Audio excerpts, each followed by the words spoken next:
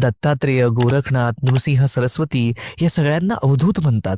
पण अवधूत म्हणजे नक्की काय हो? अवधूत या शब्दाचा अर्थ आहे अवधूत, म्हणजे ज्याने सगळे प्रकृतीचे विकार धुवून टाकले, मन संपूर्ण निर्मळ असा अवधूत. अवधूत म्हणजे फक्त साधू नाही, हा तो परम संन्यासी आहे जो जाती धर्माच्या बंधनाच्या पलीकडे आहे. देहभान विसरलेला योगी, संसाराच्या मायेतून मुक्त, सतत आत्मचिंतन करण्यात मग्न तो अवधूत. दिशांनाच वस्त्र मांडणारा संपूर्ण विरक्त. भगवान दत्तात्रेयांनी अवधूत गीता या पवित्र ग्रंथाची रचना केली. हा अद्वैत तत्वज्ञानाचा महान ग्रंथ आहे. दत्तगुरूंनी 24 गुरु केले. निसर्गातल्या प्रत्येक गोष्टीतून त्यांनी ज्ञान घेतलं.